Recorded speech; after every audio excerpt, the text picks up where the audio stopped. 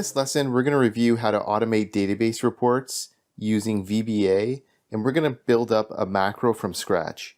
So let's review the typical use cases before we get started. The typical use case for automating a database report is to extract relevant information. Sometimes you'll have reports that you're preparing, like an inventory report or conducting a sales analysis, and you'll notice that there are certain repeated steps that you always have to follow to prepare the report. If that's the case and you've identified steps that are repeated all of the time, you can easily automate that process using a macro VBA to save time. In this lesson, we're going to show you how to use a sample database file that we've created and for which we want to extract data like the total units that are sold by each sales representative, and turn that into a streamlined process by extracting information while using VBA. We're going to use a record macro technique to generate a VBA code based on the instructions that we're going to follow of our sample database workbook.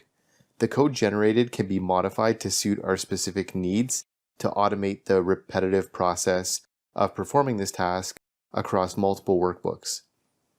So the first step in performing this action is to open up the sample database workbook and save it as a macro-enabled workbook. The next step is to enable the developer tab in your Excel file if you don't already have one. Just go to File, then click on Options at the end. You will then find a Customize ribbon tab. Click on it and it'll give you a list of customization options. On the right side, you'll see a Main Tabs list. The box next to the Developer tab will be empty, indicating that it's unselected. Simply select the box and click OK. Before moving forward, we want the database results to display as shown.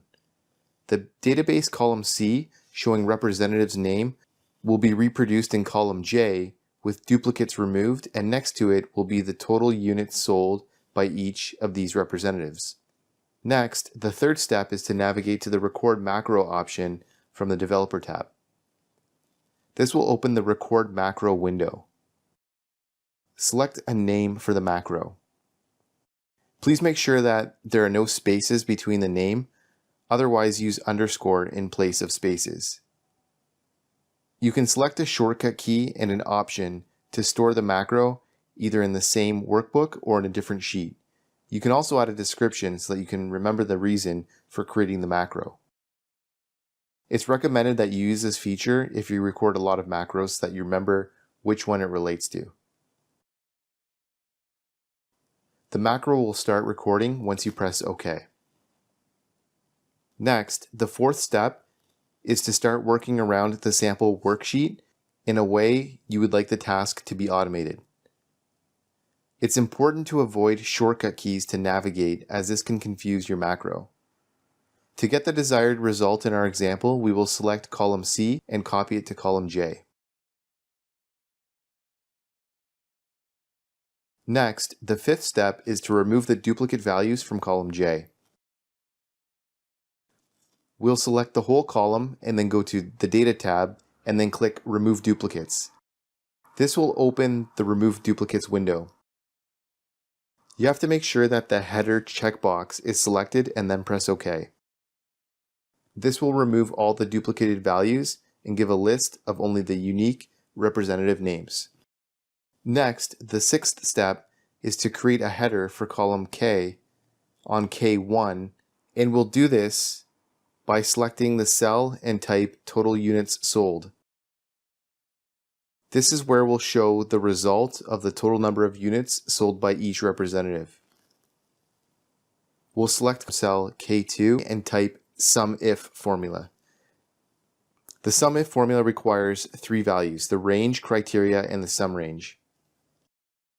For the range value, we'll select the entire column C, which contains a list of representative names. For the criteria value, we'll select cell J2, which will search all of the values from that cell within column C. For the sum range, we'll select column E that contains the number of units sold.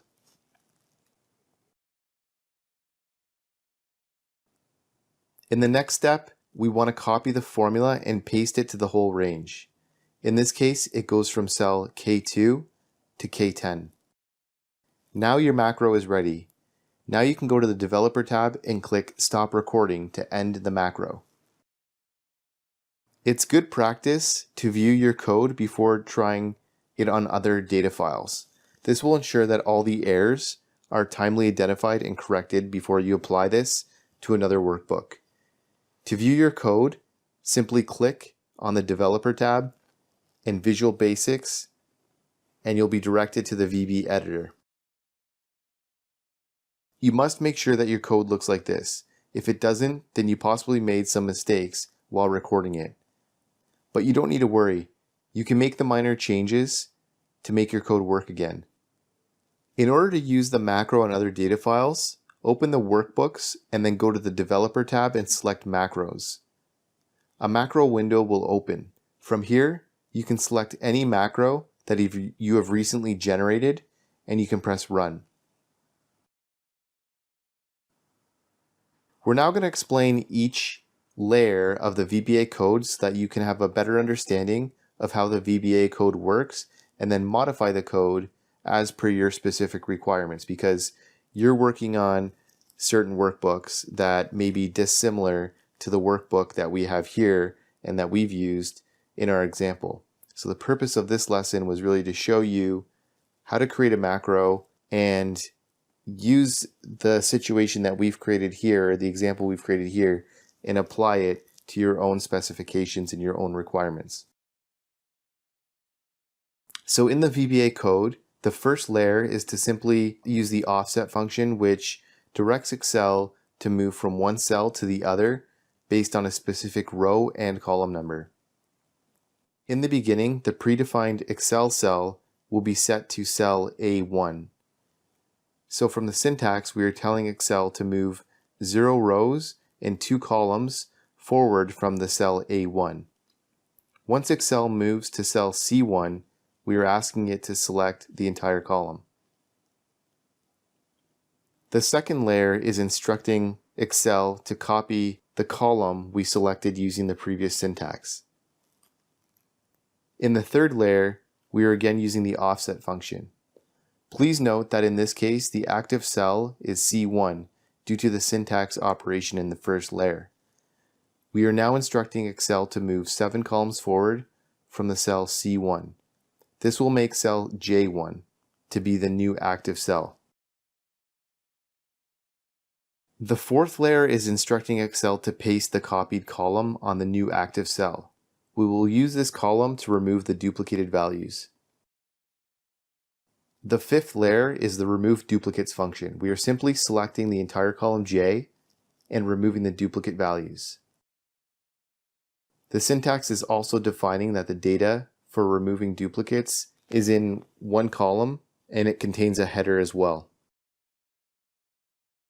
The sixth layer is simply the offset function to select cell K1. We want to create a header for the total units sold by each representative. In the seventh layer, simply type the header as mentioned before. In the eighth layer, we are instructing Excel to move 1 row downwards. We are doing this because we will now proceed to enter formula to generate values against each representative's name. In the ninth layer, as we have now moved 1 cell downwards from cell K1, the new active cell is K2.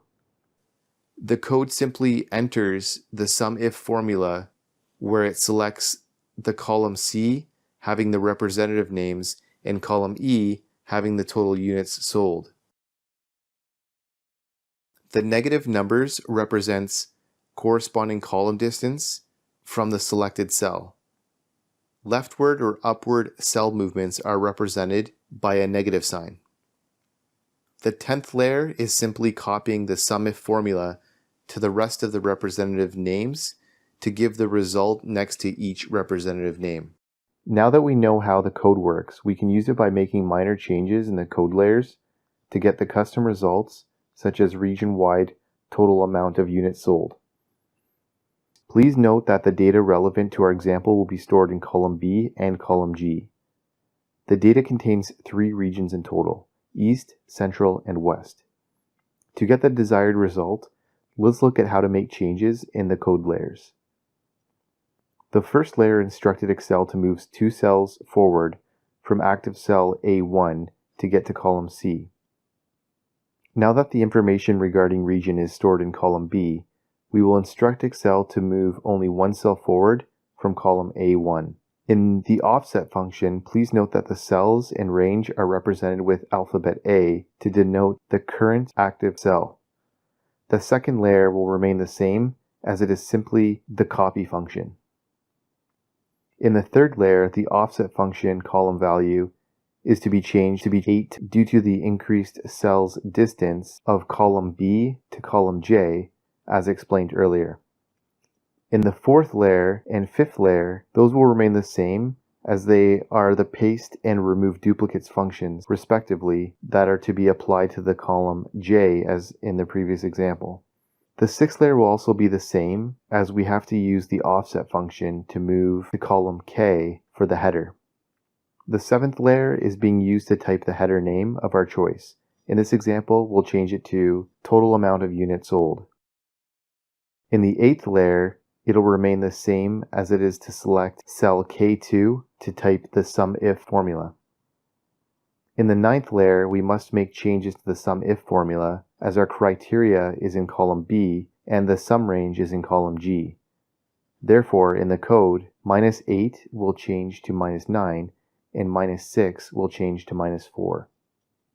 In the last part, please note that we are simply copying the SUMIF formula and pasting it on all the remaining columns. In this example, as we only have 3 regions and the formula has already been placed against 1, we must now copy the formula to only 2 remaining rows. Therefore, the necessary change in active range is to change A10 to A2. We can now click Run or press F5 to see the results.